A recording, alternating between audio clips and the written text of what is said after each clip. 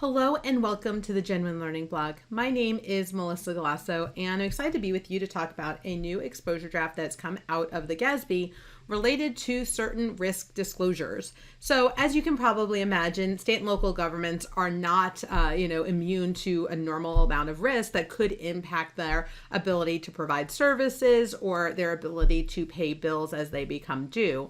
However, there is some requirements around potential risks that are required, but a lot of information is actually not explicitly required in the current standards. And so once we saw some of the impact on governments for COVID-19 and other areas, the FASB has a set of guidance on risk and uncertainty disclosures, but GASB did not. The GASB decided they wanted to take a look at what would be appropriate, obviously, for state and local governments in this area. And so they picked up with a GASB focus for state and local governments, what would be appropriate.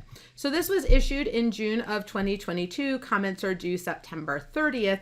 And the goal here is to provide users with what they consider to be essential information about risks. So what is it? Again, we talked about the note disclosures and the updates that were done to the conceptual framework. What is essential? And again, this is around current vulnerabilities due to concentrations and constraints. And again, this is going to help improve financial reporting to give people sort of these early warning signals. Hey, this is a certain concentration or this is a certain constraint that could, have an ability for us to impact our ability to provide services or potentially to meet our obligations. And so we want to provide users with that level of detail.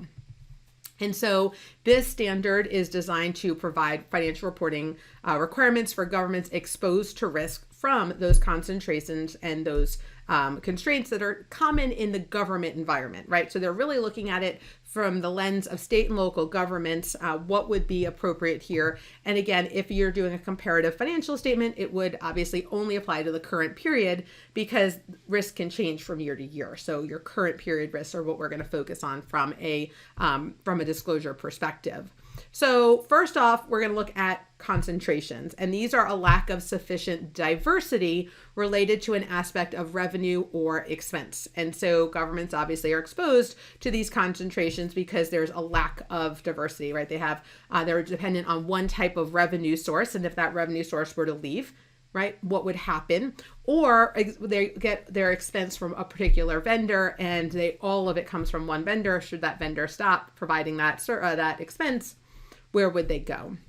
And so this could limit their ability to acquire resources or control spending, because that person could then increase their expenses significantly. And if that's the only vendor producing it, you would have to pay it. And so again, when we think about these, it could be principal employers, right? So when we think about the types of taxes that we collect from employers, if they were to leave and no longer be an employer in your district, well, what would that impact on revenue be?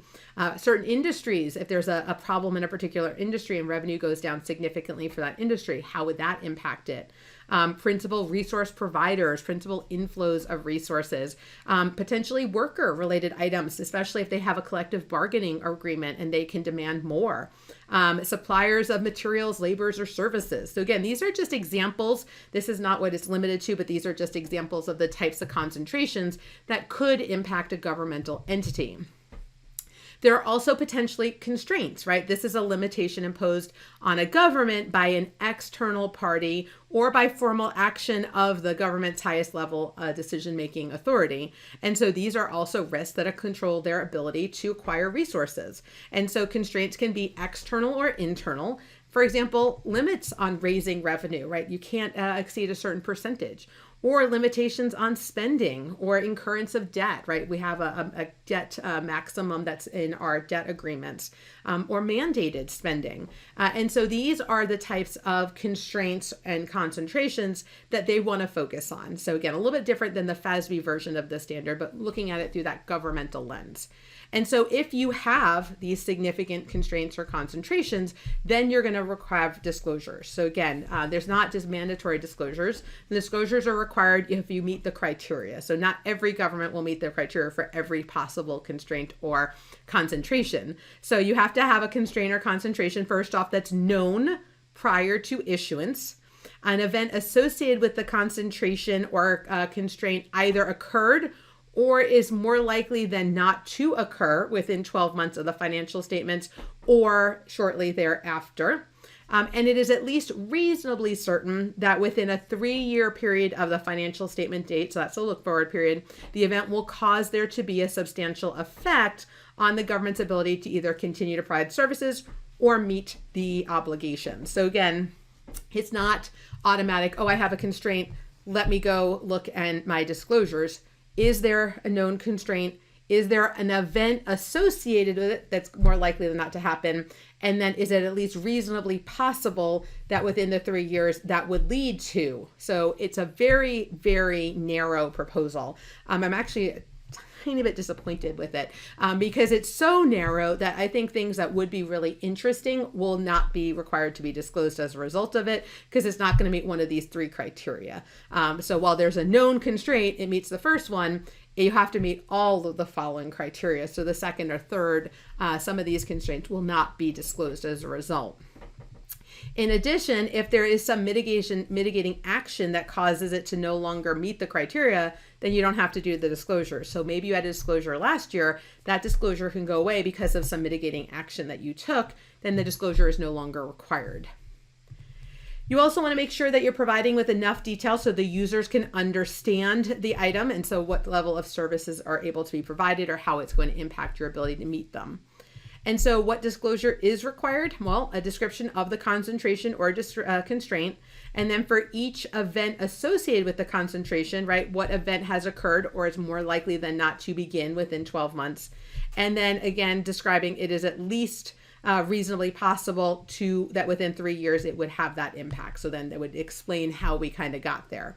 Now, as we look at this, you would also want to take a definition or a description of any actions taken prior to the issuance that would have mitigated the substantial effect as well. And so this would be for both the primary government as well as any blended component units would be the proposed disclosure. In terms of effective date, it would be for statements for fiscal years beginning after June 15, 2023, so which would be fiscal and calendar 24. So there's also a little bit of a longer runway before we would have this be effective, because again, this is just a proposal. They are going to take feedback, so if you think the criteria needs to be adjusted or the disclosure needs to be adjusted, I am sure that the GASB would love to hear from you. And so again, we have until the end of September to provide this feedback to GASB so that when they issue a final standard, they have heard the needs of citizens and users of those financial statements. So I want to thank you guys so much for joining me this week on the Genuine Learning blog, and I hope to see you on a future blog. Have a great day, guys. Bye-bye.